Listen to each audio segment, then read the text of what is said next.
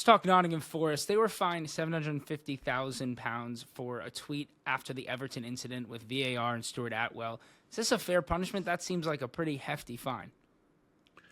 Well, I've got my own personal experience of being fined by the FA for a tweet before, and it was also a draconian fine in my view. And I think of all the things in football, there may well be a change about the power of the FA because they do impose these ridiculous levels of fines.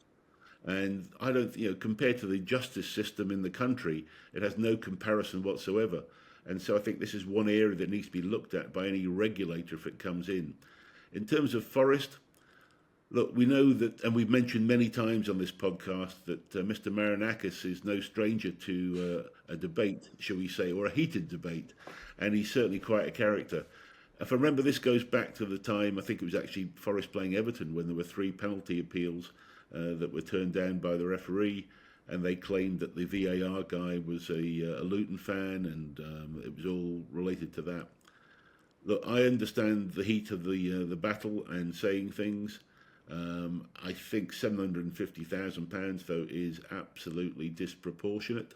I think the FA are way beyond reason in terms of these sort of things, and I think there are other ways that they could have done this, but I think the fine is way too much. Look, as I say, Mr. Marinakis knows himself that he's. But then again, there's free speech as well. He's allowed to voice an opinion, and if there is no bias, which I'm sure there isn't in the FA and the VAR situation, then it should be easy enough to explain it. Anyway, that's where we are. But I think yes, I feel sorry for Forest in this one. I think a rap on the knuckles in another way could have settled this without having to make an example, as they've obviously tried to do. And obviously around England, the football clubs, the fans have been quite frustrated with the refereeing over the past few years, the usage of VAR and when it seems to be working and when it doesn't seem to be working. Is this a way of, the FA and the Referee Association to basically say clubs can't get involved in this debate and need to, stay away from it and stop inciting such, anger amongst the fans? Yeah, that's exactly what they're trying to say, is that, get back in your box and how dare you question us. But I'm afraid there are enough questions about the way that the thing's been handled.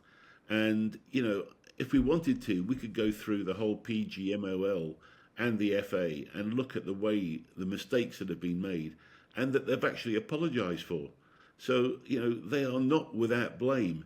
And just because you have the right to fine people to try and shut them up, that to me is anti-democratic and it's wrong.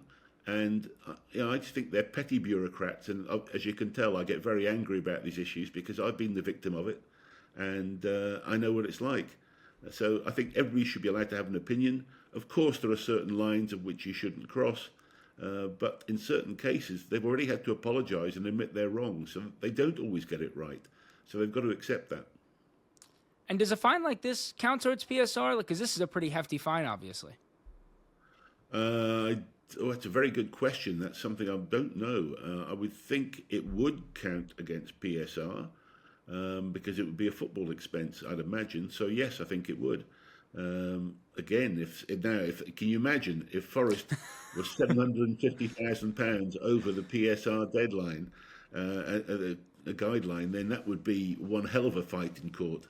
But anyway, let's just we'll watch that one and see how it goes for the end of the season.